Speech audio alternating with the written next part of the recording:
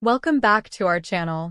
In this video, I'll be sharing a prophetic dream about the invasion of China and Russia experienced by one of our brothers in Christ.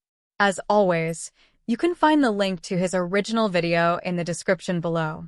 It was wild. I got some water, went back to bed, and the next dream occurred, and it was unbelievable. So in the dream, I get a call from my ex-wife that my mother-in-law had passed away, and she's still living, but in the dream, my ex-mother-in-law passed away, and my ex-wife called to help clean out the house and everything. And she has two sisters who are deaf with special needs.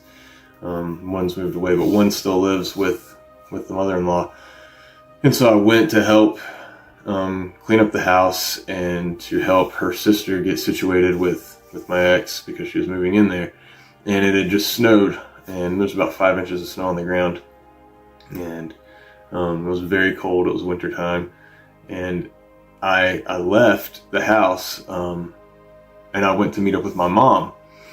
And when I met up with my mom, I told her the news, and it was just unbelievable, And so we started to head towards this condo, which is, I guess in the dream would have been like our home, but it was a condo. I don't know. I can't really make sense of that. Anyway, we're driving down this back country road, which is really only about 3 miles from where I live currently, and it's snowy conditions. It's dusk, twilight, beautiful sunset. About 5 inches of snow on the ground, and we're driving out this road. And, as the land lays where we are positioned on the highway, we're about a quarter mile, eighth of a mile away from an intersection of another road, a T intersection. As we approach that intersection, I notice coming at me, here in America, we drive on the right-hand side of the road. Well, coming at me, oncoming traffic on the left-hand side, and I'm a truck guy, so, I like trucks, is a desert tan Dodge Ram Warlock off-road edition. All right, and I think Warlock is important because that's the body style, the off-road package for the Ram trucks, and it was coming towards me. All right, and so I had to veer out of my lane into the left lane to keep from hitting it head on. And I looked into the windshield, and I could see a man, like a military man. He was in fatigues. And I noticed a black insignia was spray painted on the passenger side door. I assume it was on both doors, but that's what I saw, and I couldn't quite make out what the insignia was.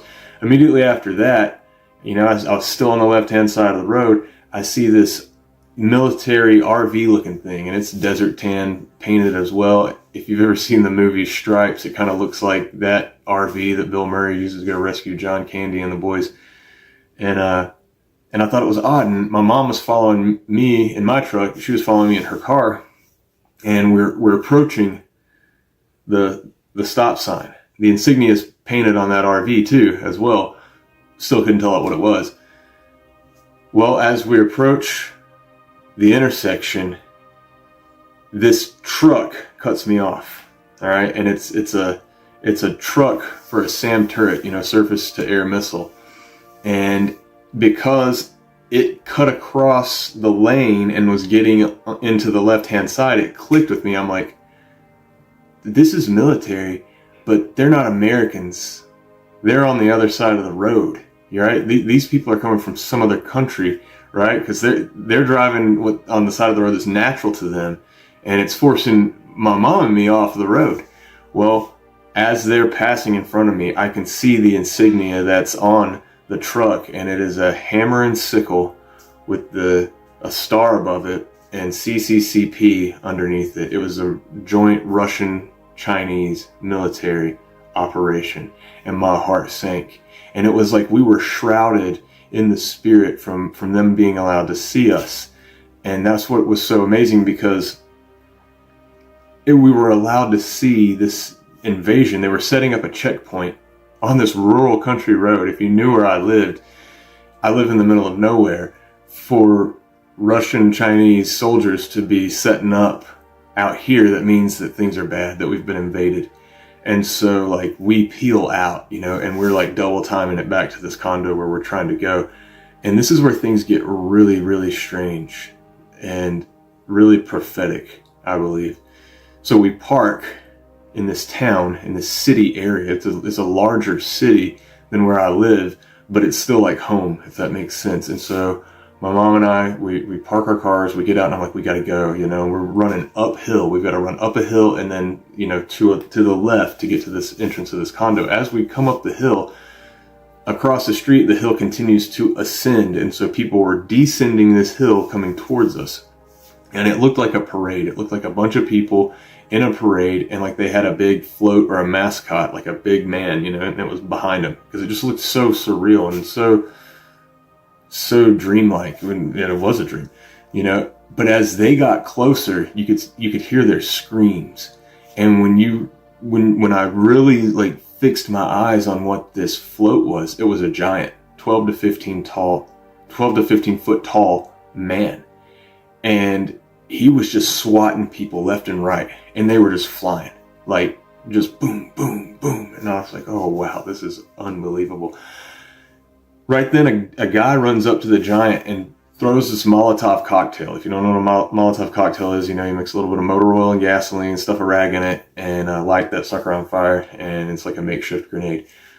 This dude throws a Molotov cocktail at this giant, and the giant catches it, and he just boom, slaps his hands together and just bursts into flames, and he's just laughing. And so now he's swatting people, and he's on fire, and they're catching on fire. And as that happened, it was like, I don't know how many, like what percentage wise, this crowd turned, and they all had automatic weapons. They were like sleeper cells, like the fanners of Babylon in Isaiah. And they just turn on the crowd, and they just start mowing people down.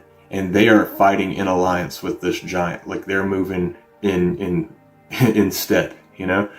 And so immediately we're just like totally stunned, and we run up into the condo. We get upstairs, and I'm warning everybody there's like a party going on, and it's all ages of people, you know?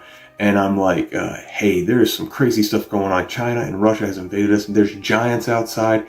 I'm not kidding. People are dying. The street is just carnage. And they just look at me and they laugh, and they're like, you know, you're the boy who cried wolf type deal. And I was just like, you idiots, look outside, look outside. No one even cared to look outside. They got up from where they were and they went to the next room. All right, so my mom and me are there, and I'm just like grabbing weapons, grabbing a backpack and everything. This young boy comes out, he's probably 17, 18 years old. And he comes out, he's like, I see it and I believe you, and let's go.